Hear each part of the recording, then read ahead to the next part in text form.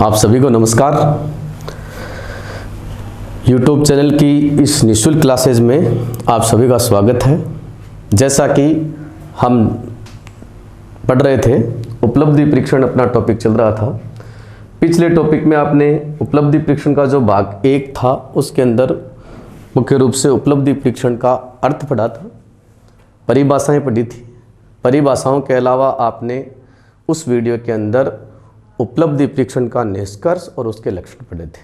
और उसके बाद में अपन ने शुरू किया था उपलब्धि परीक्षण का वर्गीकरण, यानी कि उपलब्धि परीक्षण वो कितने प्रकार के होते हैं।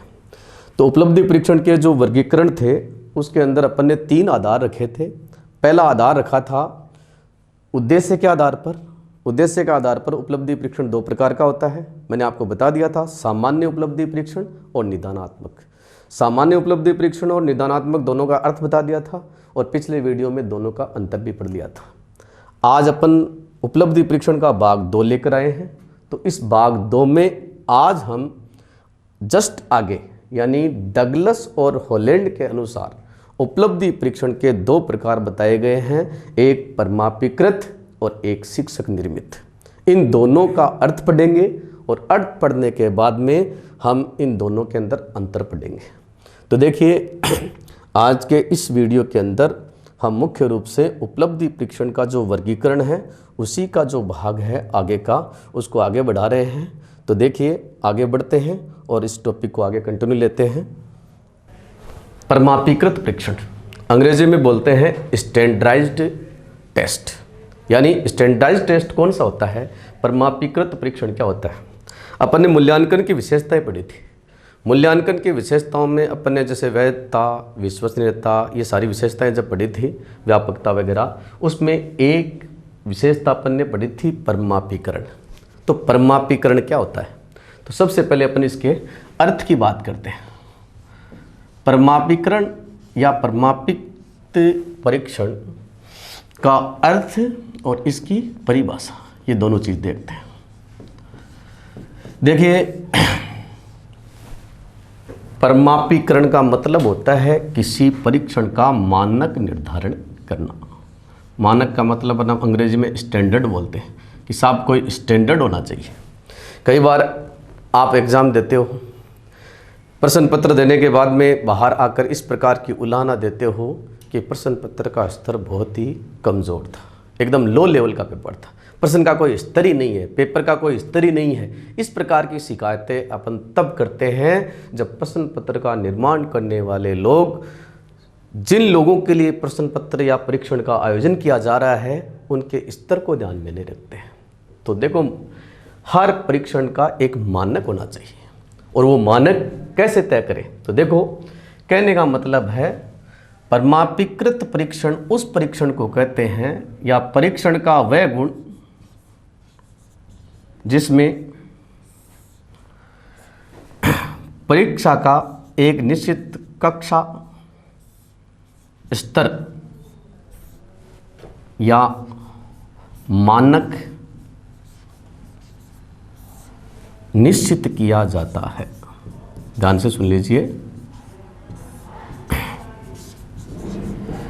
परिमापीकृत परीक्षण वो परीक्षण होता है जिसमें परीक्षण का एक लेवल तय किया जाता है या एक स्तर तय किया जाता है। जैसे प्राथमिक स्तर के लिए, उच्च प्राथमिक स्तर के लिए, या माध्यमिक स्तर के लिए या उच्च माध्यमिक स्तर के लिए। तो कक्षा 8 की बोर्ड परीक्षा का स्तर, कक्षा 5 की बोर्ड परीक्षा का स्तर, कक्षा 10 की बोर्ड परीक्षा का स्तर और कक्षा 12 की, अलग अलग चीज़ है, अलग अलग लेवल की चीज़ है। अगर अपन 5वीं स्तर के प्रश्न 12वीं स्तर पर देते हैं तो निश्चित रूप से पेपर को हल्का बताया जाएगा। ये कहा जाएगा कि वाकई में प्रश्न पत्र निर्माता ने लेवल का कोई ध्यान नहीं रखा। कई बार अपन ये भी देखते हैं कि फर्स्ट ग्रेड में पढ़ाने वाला टीचर जब रीट में पढ़ाता है तो वो प्रश्नों का स्तर और पढ़ाने का स्तर वही रखता है जो व्याख्याता में है वही रीट में, और जो रीट में है वही व्याख्याता में। जबकि अपन सब जानते हैं कि रीट का स्तर यानी रीट का जो टीचर है वो कहाँ पढ़ाएगा, उच्च प्राथमिक स्तर तक। तो उसके जो प्रश्नों का, उसकी जो विषय वस्तु है, उसका स्तर अपने को उस लेवल तक का ही रखना चाहिए। जबकि अपन सब जानते हैं कि व्याख्याता की परीक्षा पढ़ने वाला है उसकी योग्यता पीजी है, तो यहाँ पर अपने को विषय का और परीक्षण का स्तर भी पीजी लेवल का रखना पड़ता है। तो परमापिकृत परीक्षण का सीधा सीधा मतलब है कि ऐसे परीक्षण जिनके अंदर परीक्षण का आयोजन जिस स्तर के लिए किया जाता है उस स्तर के एकदम ठीक अनुकूल होते हैं। यानी जैसा स्तर है, जैसी कक्षा है, उसके अनुरूप ही परीक्षण का मानक तय करना परमापीकरण करना कहलाता है। अब सीवी गुड नाम के एक विचारक हैं, अपन सब जानते हैं सीवी गुड हैं, वो शिक्षा शास्त्री हैं। वो एक बात कहते हैं, और वो क्या कहते हैं? वो कहते हैं कि परमापीकृत परीक्षण वो है जिसकी विषय वस्तु, यानी जिसमें विषय वस्तु का चयन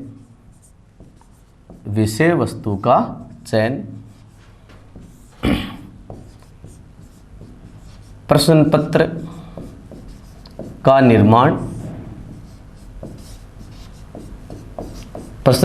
निर्माण, इसके अलावा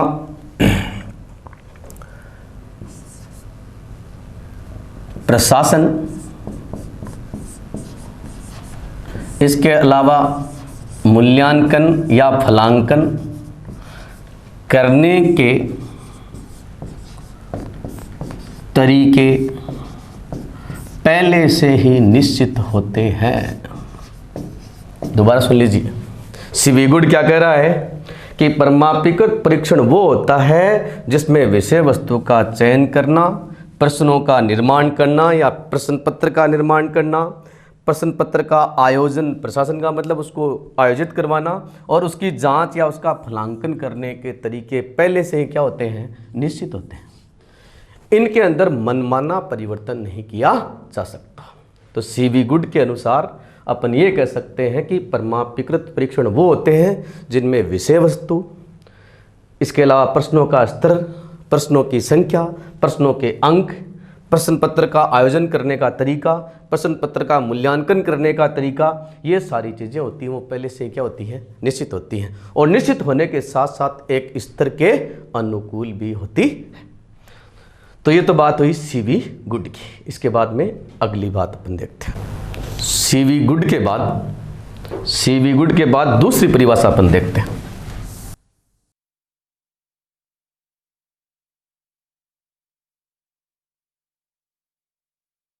दूसरे विद्वान का नाम है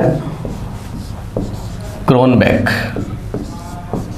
क्रोनबेक क्या कहता है? देखिए, क्रोनबेक कहता है कि ऐसा परीक्षण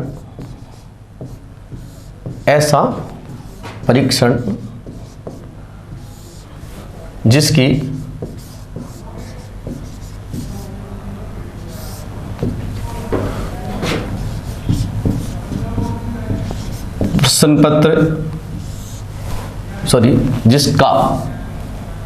जिसका प्रश्न पत्र,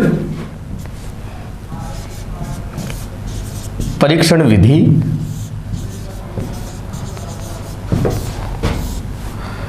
फलांकन विधि,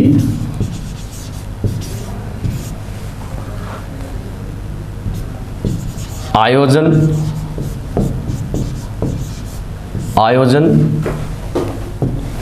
तथा आयोजन इत्यादि शुद्ध एवं निश्चित होते हैं।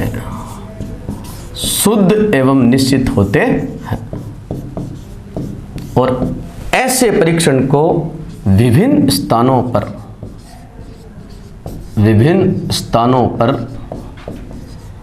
प्रयुक्त किया जा सकता है।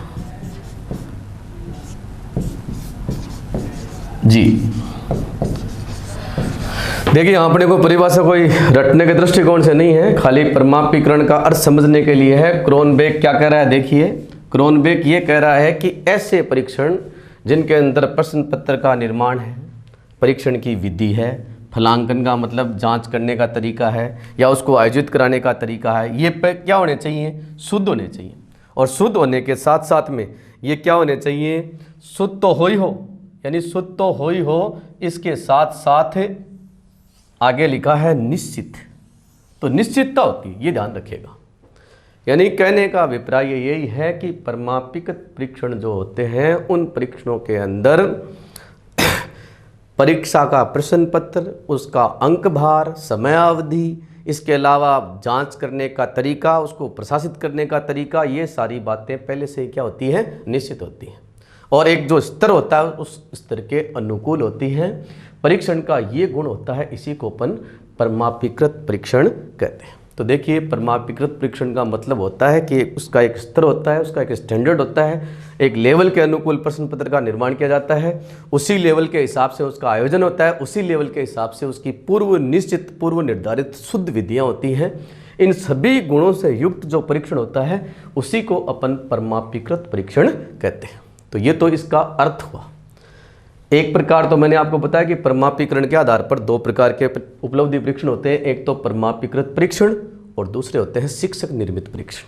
तो पहले अपन ने परमापीकरण का अर्थ पढ़ लिया है, इन परिभाषाओं के द्वारा ये तय कर लिया है कि परमापीकरण का मतलब किसी प्रश्न पत्र का स्तर निर्धारण करना और उनके नियम वगैरह है उसको संपन्न करने के तरीके वगैरह है उनको निश्चित करना है, निर्धारित करना है। अब आगे बढ़ते हैं और इसमें अपन पढ़ते हैं परमापीकरण परीक्षण जो होता है, स्टैंडर्डाइज टेस्ट जो होते हैं ना, उसमें परमापीकरण करने का जो तरीका होता है वो तरीका क्या है, उस तरीके को अपन पढ़ेंगे स्टेप बाय स्टेप। आगे देखिए, तो अब हम यहाँ पर परमापीकरण करने के जो तरीके होते हैं, यानी किसी परीक्षण का जो परमापीकरण होता है ना, उसके पद क्या होते हैं वो पद यहाँ पर देखते हैं। तो देखिए अपना यहाँ पर परमापीकृत परीक्षण के अंदर जो अपनी हेडिंग है वो है परीक्षण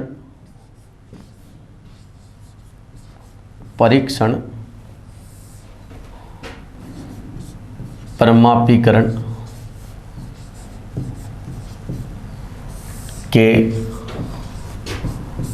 पद या सोपान कह सकते हैं आप,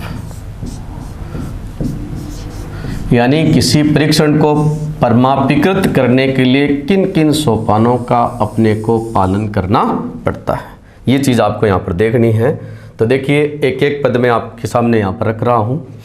पहला देखिए नंबर 1, सबसे पहले है उद्देश्यों का चयन करना है अपने को, उद्देश्यों का चयन। पहले परीक्षण क्यों आयोजित किया जा रहा है इसको तय करना है, इसलिए उद्देश्यों का चयन करना होगा। मैं पहले 5-7 बिंदु आपको बता देता हूँ, फिर एक एक करके अपन एक्सप्लेन करेंगे इनको। दूसरा है विषय वस्तु या पाठ्यक्रम का चयन, विषय वस्तु का चयन, विषय वस्तु का चयन। तीसरा है प्रश्नों का निर्माण करना, प्रश्नों का निर्माण करना। चौथा है प्रश्नों का चयन और 5वां बिंदु है न्यायादर्श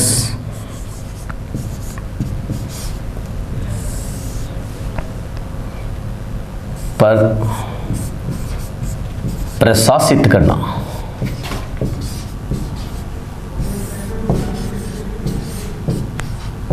न्यायाधीश पर ये सब।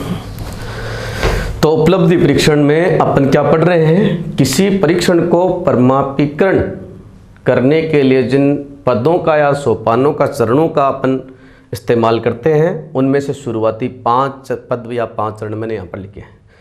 अपन जब भी किसी टेस्ट को स्टैंडर्डाइज्ड करते हैं तो इन बिंदुओं का पालन करते हैं। पहला बिंदु क्या है, पहला बिंदु है उद्देश्यों का चयन।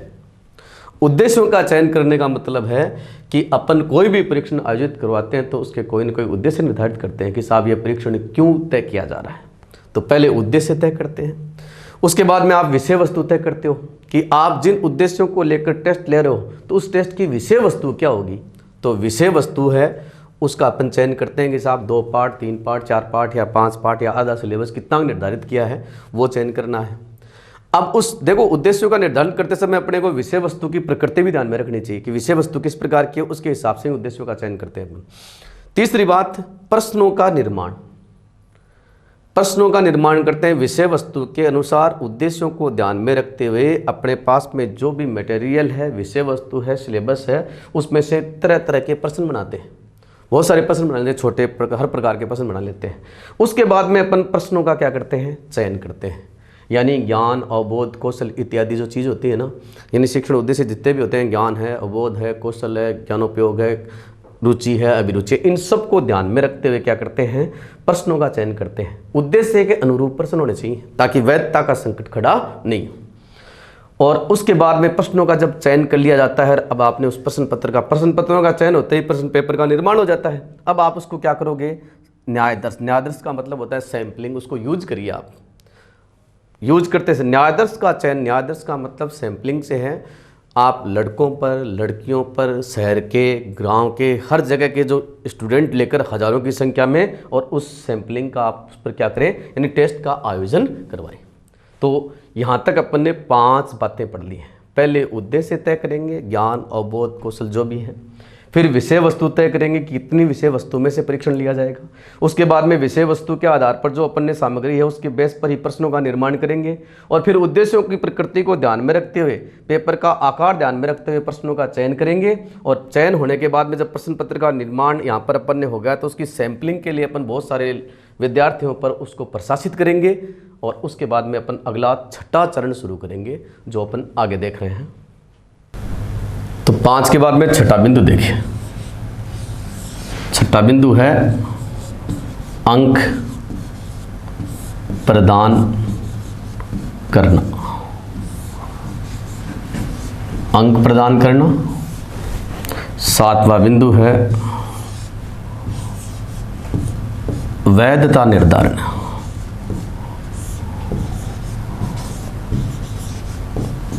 वैधता निर्धारण। 8वां बिंदु है विश्वसनीयता।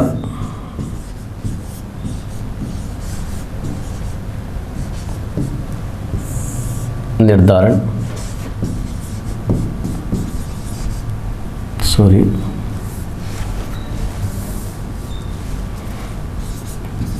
निर्धारण। 9वां है परीक्षण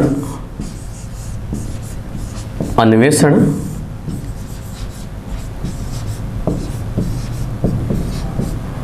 और अंतिम और 10वां है सामान्य स्तर।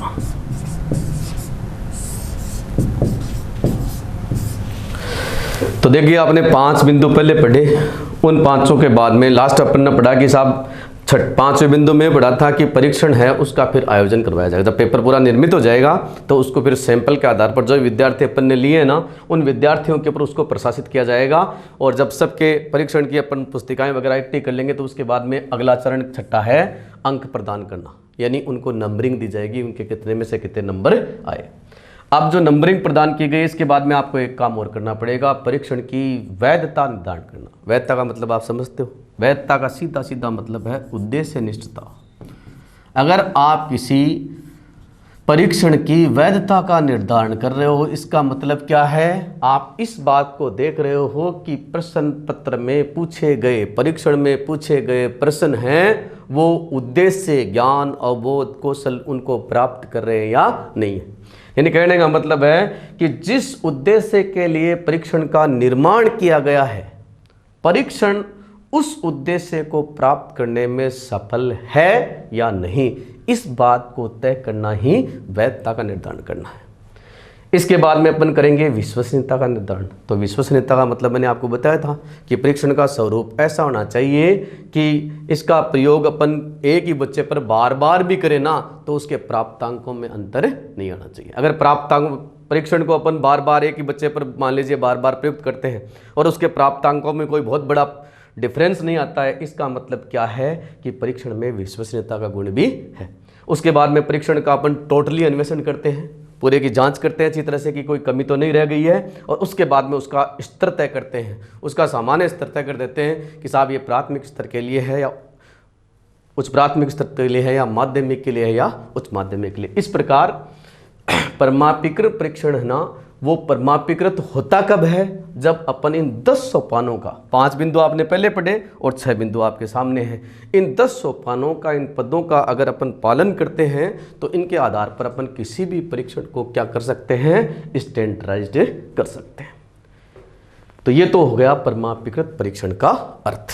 अब अपन अगला परीक्षण है वो लेते हैं, इसी का दूसरा प्रकार जिसकी अपने को तुलना भी करनी है, शिक्षक निर्मित परीक्षण।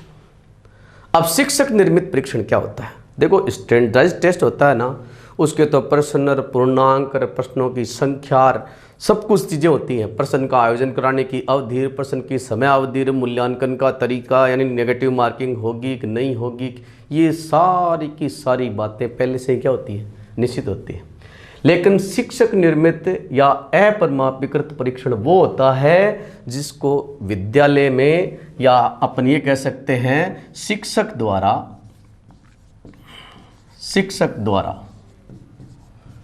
विद्यालय स्तर पर, या विद्यालय स्तर नहीं बोलकर अपन इसको एक नाम बोल ले सकते हैं, स्थानीय स्तर पर, विद्यालय स्तर पर या स्थानीय स्तर पर अपनी सुविधा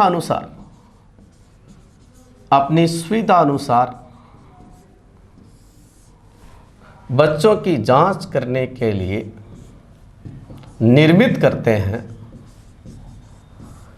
ऐसे परीक्षण को शिक्षक निर्मित परीक्षण कहते हैं। लेकिन शिक्षक निर्मित परीक्षण है, उसमें कमियां हो सकती हैं। क्या कमियां हो सकती है भाई? उसमें वैधता, विश्वसनीयता, व्यापकता, विभेद, ऐसे गुण हैं वो कम हो सकते हैं। इसलिए हो सकते हैं क्योंकि अपन सब जानते हैं, जैसे एक तो बोर्ड की परीक्षा होती है, 10वीं की बोर्ड की परीक्षा होती है, 12वीं की बोर्ड की परीक्षा होती है, वो परमापिकृत में आती है, स्टैंडर्डाइज्ड है, क्योंकि एक पूरी कमेटी होती है बोर्ड के द्वारा, बाकायदा उसका प्रश्न पत्र निर्माण करना, प्रश्नों का स्तर तय करना, सब चीज़ें तय होती हैं, पूर्व निर्धारित तय, कब लगेगी परीक्षा, कब परिणाम आएंगे, सारी चीज़ें हैं, वो परमापिकृत है। लेकिन एक गुरुजी ने अपनी क्लास के अंदर बच्चों को पढ़ाया और पढ़ाने के बाद में ये कहा कि भाई बच्चों, मैंने आपको 5 दिन पढ़ा दिया है, 2 पाठ अपने कंप्लीट हो गए हैं, अब इन दोनों पाठों का मैं आपका एक टेस्ट लूँगा। तो टीचर अपनी सुविधा के अनुसार उन 2 का, अब ऐसा टेस्ट है ना, वो स्थानीय स्तर पर ही बच्चों की जांच के लिए प्रयुक्त किया जा सकता है। ये पूरे ऑल राजस्थान या ऑल पूरे डिस्ट्रिक्ट लेवल पर इसका आयोजन नहीं हो सकता, जबकि परमापिकृत परीक्षण होते हैं वो राष्ट्रीय स्तर पर, राज्य स्तर पर, यानी एक ही स्तर का तय होने के कारण उसको अपन पूरे लंबे क्षेत्र के अंदर आयोजित करवा सकते हैं। तो ध्यान रखिएगा, शिक्षक निर्मित परीक्षणों में विश्वसनीयता, वैधता वगैरह, व्यापकता वगैरह है, वो परमापिकृत परीक्षणों की तुलना में बहुत ही कम होती है। इसलिए ये खाली स्थानीय आवश्यकताओं के हिसाब से ही प्रयुक्त किए जाते हैं, इनका बड़े स्तर पर इस्तेमाल नहीं होता। तो इस प्रकार से मैंने आपको परमापिकृत और अपरमापिकृत बोल दो, या इसको शिक्षक निर्मित परीक्षण बोल दो, इन दोनों के अंदर आपको मैंने अर्थ बता दिया दोनों का। अब अपन दोनों को डिटेल से दोनों का डिफरेंस करेंगे, आगे बढ़ते हैं। तो देखिए, आप स्क्रीन पर देख पा रहे हो, एक तरफ अपन ने लिखा है परमापिकृत परीक्षण, स्टैंडर्डाइज्ड टेस्ट, और दूसरी तरफ लिखा है शिक्षक निर्मित परीक्षण, जिसको अपन नॉन स्टैंडर्डाइज्ड भी बोल सकते हैं। ये परमापिकृत है और ये अपरमापिकृत परीक्षण। अब इन दोनों में अंतर क्या होता है, अपने को यहाँ पर मुख्य रूप से इन दोनों के अंदर अंतर देखना है। तो अंतर में अपन पहला अंतर लेते हैं, नंबर 1, पहला बिंदु, परमापिकृत परीक्षण होते हैं, इन परीक्षणों का क्षेत्र जो होता है ना, वो व्यापक होता है, क्षेत्र व्यापक होता है। और इधर जो ये परीक्षण है शिक्षक निर्मित, इनका क्षेत्र सीमित होता है। कैसे होता है वो देखिए,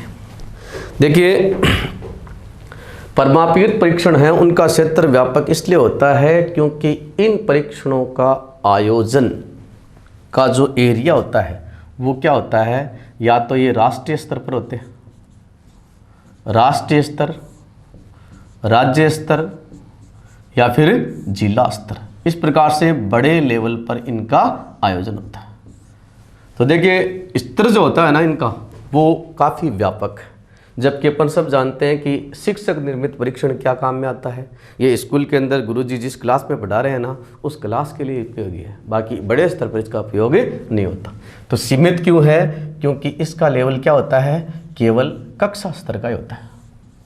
तो शिक्षक निर्मित परीक्षण है, उसका आयोजन क्षेत्र है वो सीमित है, ये केवल कक्षा स्तर पर ही आयोजित करवाया जा सकता है। और इसी प्रकार का एक अंतर और है, वो विषय वस्तु को लेकर है। अपन सब जानते हैं कि परमाणुकृत परीक्षण जो होता है ना, या परमाणुकरण परीक्षण, परमाणुकरण भी बोल सकते हैं इसको, परमाणुकृत के साथ साथ में परमाणुकरण परीक्षण भी बोला जा सकता है, अंग्रेजी में स्टैंडर्डाइज आता है। तो एक दृष्टिकोण से और व्यापक है विषय वस्तु से। कैसे? ये ज्ञान के व्यापक क्षेत्र से संबंधित है, ज्ञान के व्यापक क्षेत्र से संबंधित है। जबकि जो शिक्षक निर्मित होता है ना, इसके अंदर क्या होता है, सीमित विषय वस्तु या सीमित पाठ्यक्रम ही होता है। गुरुजी जो स्कूल में क्लास में टेस्ट लेते हैं ना, उनका सिलेबस छोटा ही होता है, जैसे एक पाठ के बाद में, 2 पाठ के बाद में, या एक छोटी सी यूनिट के बाद में। जबकि अपन सब जानते हैं जैसे बोर्ड की परीक्षा होती है सबसे लास्ट में होती है, तो माध्यमिक शिक्षा बोर्ड की परीक्षा में पूरा सिलेबस आता है। तो देखो परमाणुकृत परीक्षणों की एक खास बात होती है, इसमें क्या है, बड़ा सिलेबस, बड़ा पाठ्यक्रम या बड़ी विषय वस्तु को लिया जाता है। तो देखो आयोजन के क्षेत्र के हिसाब से और विषय वस्तु दोनों के आधार पर परमाणुकृत परीक्षण को अपन क्या मान सकते हैं, व्यापक मान सकते हैं। ठीक है, जबकि ये सीमित है। ये कैसे है? सीमित पाठ्यक्रम आता है, सीमित स्तर पर यानी कक्षा स्तर पर इसका आयोजन होता है। इसके बाद में अपन तीसरा अंतर करते हैं इसमें। तीसरा अंतर क्या है? तीसरा अंतर है मुख्य रूप से लेकर इसकी समय अवधि को। परमाणुकृत परीक्षण जो होते हैं ना, इनकी निश्चित समय अवधि होती है भाई, निश्चित समय अवधि, निश्चित समय अवधि पर आयोजित होते हैं। और ऐसे परीक्षण जो शिक्षक निर्मित परीक्षण होते हैं ना, ये शिक्षक है वो अपनी सुविधा अनुसार, जब उसको टाइम होता है उसके अनुसार कभी भी आयोजन करवा सकता है, इसका कोई समय निश्चित नहीं होता। 3 बात हो गई। चौथी बात है परमाणुकृत परीक्षण जो होते हैं ना, परमाणुकृत परीक्षण होते हैं, इनके अंदर देखो सबसे खास बात क्या होती है कि इनके अंदर अंक,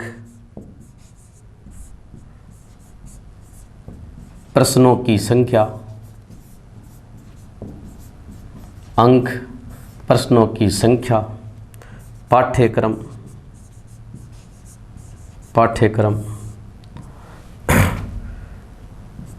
परीक्षा की विधि,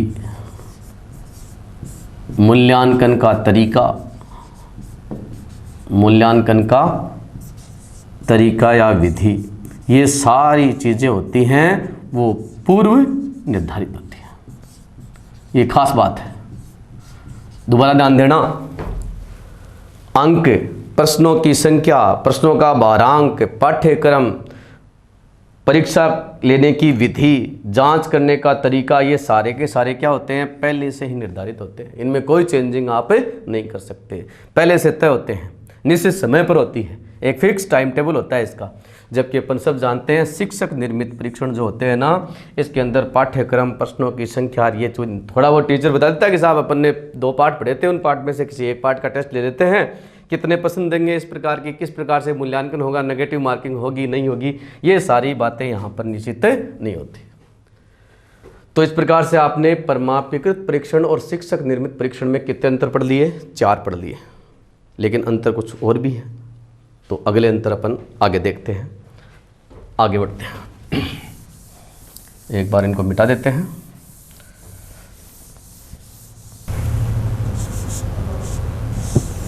पांचवा देखें, इन परीक्षणों का निर्माण शिक्षा शास्त्री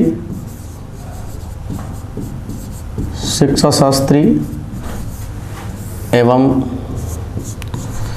विशेषज्ञों के द्वारा होता है। ये खास बात है, विशेषज्ञों के द्वारा होता है। तो ध्यान रखिएगा, परमापीकृत परीक्षणों का निर्माण जो पेडागोजी एक्सपर्ट हैं उनके द्वारा और जो सब्जेक्ट के एक्सपर्ट होते हैं उनके द्वारा होता है, जबकि अपन सब जानते हैं शिक्षक निर्मित परीक्षण जो क्लासरूम में होता है उसका निर्माण शिक्षक स्वयं करता है। यानी जो शिक्षक पढ़ाता है वो ही परीक्षण का निर्माण करता है, शिक्षक द्वारा स्वयं निर्मित होता है। चलिए दोबारा सुनिएगा।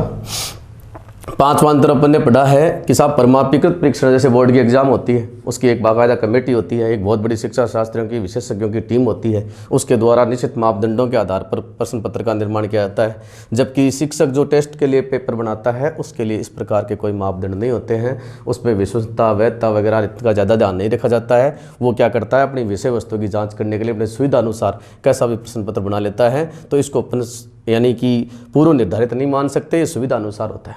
तो 5 अंतर ये हो गया। और छठा अंतर देखिए, छठा अंतर क्या है कि परमापीकृत परीक्षण जो होते हैं ना उनका क्या है कि निश्चित मानक और निश्चित मापदंड होते हैं इनके।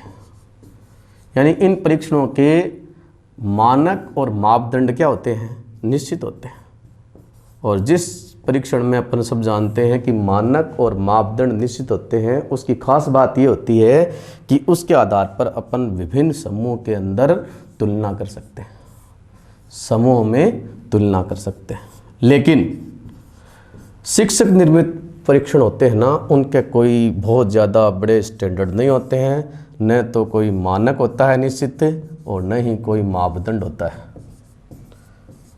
इसलिए भाई मानक और मापदंड और स्तर वगैरह ये सारी चीज़ें होती है ना, ये पूरी तरह से जैसे परमापीकृत में होती है ना उस तरह शिक्षक निर्मित परीक्षण में नहीं होती है। इसीलिए ऐसे परीक्षण होते हैं ना, इनमें मानक और मापदंडों का थोड़ा अभाव होता है। इसलिए अपन विभिन्न समूहों में नहीं, कुछ बच्चों के अंदर जैसे तुलना कर सकते हैं अपन, या दूसरे शब्दों में अपन ये कह सकते हैं कि परमापीकृत परीक्षण के आधार पर अपन विभिन्न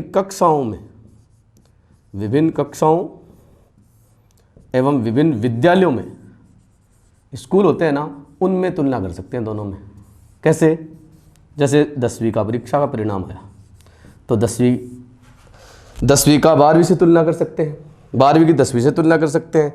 दूसरे स्कूल से कि आपकी परीक्षा का परिणाम कितना रहा, रिजल्ट कितना रहा, हमारा 10वीं का रिजल्ट इतना रहा, इनका 10वीं का इतना रहा, हमारा 12वीं का साइंस का इतना % रहा, इनका इतना रहा। तो देखो परमापीकृत परीक्षण होते हैं ना, उनके आधार पर अपन विभिन्न कक्षाओं में और विद्यालयों के अंदर क्या कर सकते हैं, आपस में कंपैरिजन कर सकते हैं। लेकिन शिक्षक निर्मित परीक्षण होता है वो तो खाली स्थानीय स्तर पर ही होता है विद्यालय में, इसलिए इसका आयोजन तो अपन केवल कक्षा स्तर पर ही करते हैं और इसका आयोजन कक्षा स्तर पर होता है। इसलिए यहाँ पर किसी कक्षा या विद्यालयों में तुलना नहीं हो सकती, यहाँ तुलना हो सकती है किसमें, केवल छात्रों में। और छात्रों में भी कौन से छात्रों में, जो उस कक्षा के सभी छात्र हैं ना, उनमें आपस में तुलना कर सकते हो आप। तो मानक और मापदंड के कारण यहाँ बड़े समूहों में, कक्षाओं में, विद्यालयों में आपस में कंपैरिजन किया जा सकता है परमापीकृत परीक्षण में। और इन परीक्षणों के अंदर अपन इस प्रकार का कक्षाओं में और विद्यालयों में कंपैरिजन नहीं कर सकते, केवल स्टूडेंट में कंपैरिजन कर सकते हैं जिनके लिए टीचर ने टेस्ट लिया है। तो 6 बात हो गई। और अब अपन अगला बिंदु देखते हैं, लेकिन इससे पहले इसको थोड़ा सा साफ करते हैं और आगे बढ़ते हैं। छठा बिंदु देखिए, परमापीकृत परीक्षण है ना, इनका ज़्यादातर प्रयोग, इनका उपयोग है ना ज़्यादातर किस में होता है, एक तो शोध कार्यों में होता है, रिसर्च जो होती है ना उनमें खूब काम में आते हैं शोध कार्य। इसके अलावा निर्देशन संबंधी काम, गाइडेंस संबंधी या इंस्ट्रक्शन संबंधी काम होते हैं, या प्रशासन संबंधी कार्य होते हैं ना, उनके अंदर परमापीकृत परीक्षण होते हैं ना, इनको ज़्यादा प्रयुक्त किया जाता है। जबकि शिक्षक निर्मित परीक्षणों का इस्तेमाल अपन सब जानते हैं, 6 हो गए थे, 7वां डिफरेंस था ये 7 नंबर का। तो शिक्षक निर्मित परीक्षण है, इनका आयोजन अपन कहाँ करते हैं, इनका आयोजन है वो विद्यालय में, यानी स्थानीय स्तर पर या कक्षा स्तर पर इसका आयोजन होता है। किसी विद्यालय में कक्षा स्तर पर इसका आयोजन होता है, इसलिए इसका क्या है, विद्यालय में ज़्यादा उपयोग होता है और इनका विभिन्न प्रकार के शोध कार्यों, निर्देशन, प्रशासन इत्यादि में भी बहुत ज़्यादा इस्तेमाल होता है। इसके बाद में देखिए 8वां बिंदु। 8वां बिंदु क्या है वो देखिएगा। इनमें जो प्रश्नों का क्रम होता है, परमापीकृत परीक्षणों में प्रश्नों का क्रम निर्धारित करते समय एक बात का ध्यान रखा जाता है, सरल से कठिन की ओर, सरल से कठिन की ओर, इस प्रकार से प्रश्न बनाए जाते हैं। लेकिन शिक्षक निर्मित परीक्षण के अंदर ऐसा करना जरूरी नहीं है। यहाँ क्रम वगैरह है ना, ये पॉसिबल नहीं हो पाता है। शिक्षक अपनी सुविधा के हिसाब से पाठ में जो प्रश्न होते हैं उनके हिसाब से कैसे भी क्रम दे सकता है। यहाँ क्रम का कठिनाई स्तर से यानी संबंध होना कोई ज़रूरी नहीं है। लेकिन अपन सब जानते हैं परमापीकृत परीक्षण में एक खास बात होती है, जैसे बोर्ड की एग्ज़ाम होती है तो अपन देखते हैं 10वीं में 12वीं में बोर्ड की जो पेपर आते हैं उनके शुरुआत में आप देखते हो छोटे छोटे प्रश्न, सरल सरल प्रश्न आते हैं, और जैसे जैसे आगे बढ़ते हैं प्रश्नों का कठिनाई स्तर बढ़ाया जाता है। वैसे अपन शिक्षण सूत्र है एक, अपन सब जानते हैं, सरल से ईजी टू कॉम्प्लेक्स, यानी कहने का मतलब है कि ये एक शिक्षण सूत्र है प्रश्न पत्र निर्माण में, और विशेष रूप से पाठ्यक्रम निर्धारित करते समय इस शिक्षण सूत्र का पूरा ध्यान रखना चाहिए। अगर सरल से कठिन की ओर होता है तो इससे बच्चे क्या है, डेमोलाइज नहीं होते। पहले सरल चीज़ बतानी चाहिए, बाद में धीरे धीरे कठिनाई स्तर, जैसे अपन गणित वगैरह में पढ़ते हैं शुरुआत की, जैसे 1.1 प्रश्नावली होती है बहुत सरल होती है, 1.2 से कठिन होती है, 1.3 और 1.10 12 15 तक पहुँचते हैं, तब तक कठिनाई स्तर बहुत ज़्यादा हो जाता है। तो ये ज़रूरी भी है, क्योंकि बच्चा अगर पहले शुरू में उसके कठिन प्रश्न आ जाता है तो उससे निराश हो जाता है, फिर वो आगे के प्रश्न करने में भी अपने आप को असहाय महसूस करता है। इसलिए परमापीकृत परीक्षणों की खास बात होती है कि यहाँ पर है ना प्रश्न सरल से कठिन की ओर रखे जाते हैं, लेकिन ऐसा इनके लिए होना जरूरी नहीं है। तो इस प्रकार आज हमने इसके अंदर परमापीकृत और शिक्षक निर्मित परीक्षण इन दोनों के बारे में पढ़ लिया है, और इसी के साथ में अपना यहाँ पर ये दूसरा जो वर्गीकरण था जो डगलस और ओलैंड ने बताया था, ये कंप्लीट हुआ। अब आगे बढ़ते हैं, आगे देखिए। अब परीक्षा विधि के आधार पर मैंने आपको 2 आधारों पर परीक्षण बता दिए हैं। पहला आपने पढ़ा था उद्देश्य के आधार पर सामान्य उपलब्धि परीक्षण और निदानात्मक उपलब्धि परीक्षण। उसके बाद में डगलस और ओलैंड के हिसाब से परमापीकरण के आधार पर बताया था परमापीकृत परीक्षण और शिक्षक निर्मित परीक्षण। दोनों का अर्थ हो गया, दोनों के अंतर बता दिया। अब अपन परीक्षा विधि के हिसाब से, तो परीक्षा विधि के हिसाब से मैंने 4 प्रकार के बताए थे, मौखिक, प्रायोगिक और लिखित के 2 प्रकार, निबंधात्मक और वस्तुनिष्ठ। तो इस प्रकार से 4 प्रकार हैं। तो 4 प्रकारों में सबसे पहले मौखिक परीक्षण की अपन बात कर रहे हैं। मौखिक परीक्षण क्या होता है? देखिए, मौखिक परीक्षण के बारे में अपन सब जानते हैं कि मौखिक परीक्षण का वो तरीका होता है जिसमें प्रश्न पूछने वाला और प्रश्न का उत्तर देने वाला आमने सामने होते हैं, और भाषा संप्रेषण के द्वारा एक प्रश्न पूछता है, दूसरा उसका जवाब देता है। जैसे अभी कक्षा 8 तक, जैसे कक्षा 3 की तीसरी, चौथी, 5वीं, 6ठी, 7वीं, 8वीं है, इनके लिए परीक्षा और लिखित परीक्षा के साथ साथ में इनका मौखिक परीक्षण भी होता है। बड़े स्तर पर तो नहीं होता है, लेकिन जहाँ प्रैक्टिकल होता है उसके साथ में वाइवा भी होता है, और बड़े स्तर पर इसका इस्तेमाल जैसे साक्षात्कार, इंटरव्यू वगैरह होता है ना, इसके अंदर भी मौखिक परीक्षण का इस्तेमाल किया जाता है। तो मौखिक परीक्षण का सबसे बड़ा फायदा तो ये होता है कि इससे किसी भी व्यक्ति का जो भाषा संप्रेषण होता है, उसकी जो अभिव्यक्ति होती है, भाषा अभिव्यक्ति है, विचारों को व्यक्त करने का जो तरीका है, इन सब के बारे में जानकारी प्राप्त हो जाती है। लेकिन कई बार अपन देखते हैं कुछ बच्चे संकोची होते हैं, और जिनकी भाषा दक्षता कमज़ोर होती है, थोड़ी भाषा अभिव्यक्ति कमज़ोर होती है, संप्रेषण कौशल में पारंगत नहीं होते हैं ना, उनके लिए ऐसे परीक्षण है उनमें दिक्कत भी आती है। यानी इसके दोस्त तो ये हैं कि साहब हर आदमी का भाषा अभिव्यक्ति कौशल बहुत बढ़िया नहीं होता है।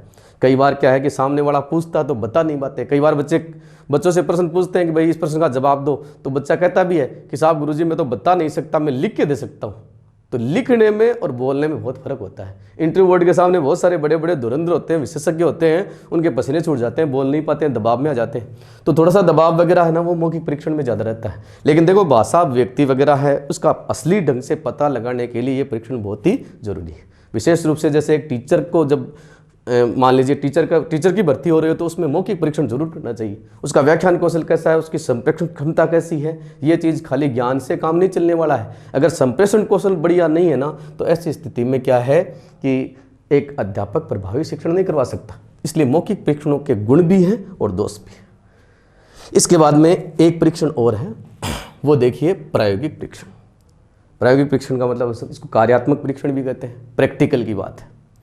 तो देखो, परीक्षा विधि के आधार पर एक तो मौखिक होता है, दूसरा प्रायोगिक होता है। प्रैक्टिकल टेस्ट का सीधा सीधा मतलब ये है कि अपन सैद्धांतिक रूप से जो विषय वस्तु सीखते हैं उसको व्यवहार में कुछ कर सकते हैं क्या, कौशलात्मक रूप दे सकते हैं क्या, प्रयुक्त कर सकते हैं क्या, अप्लाई कर सकते हैं क्या। इसके लिए जैसे साइंस में थ्योरी पढ़ाने के बाद में लेबोरेटरी में ले जाकर बच्चों से प्रयोग करवाए जाते हैं, ठीक उसी प्रकार प्रायोगिक परीक्षण है, प्रैक्टिकल टेस्ट है। ये किसी भी चीज़ सैद्धांतिक ज्ञान का सीखा हुआ है उसका कौशल प्रदर्शन इसके अंदर किया जाता है।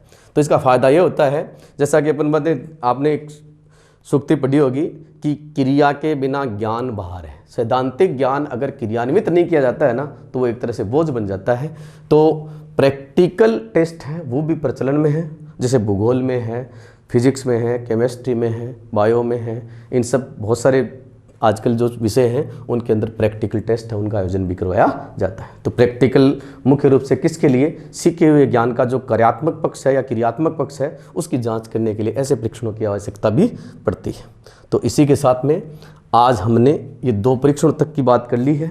अब अगला जो अपना वीडियो होगा उसके अंदर अपन वस्तुनिष्ठ और निबंधात्मक परीक्षण है, उनका अर्थ, उनके गुण और उनके दोष, ये दोनों चीज़ें अगला जो वीडियो आएगा उसमें पढ़ेंगे। तो आज का वीडियो अपन यहीं समाप्त करते हैं। आप लगातार वीडियो देखने के लिए, ये क्लासेज आपके लिए निःशुल्क हैं। लगातार वीडियो देखने के लिए आप चैनल को सब्सक्राइब करें और लगातार आपको सूचनाएं मिलती रहें। धन्यवाद, नमस्कार।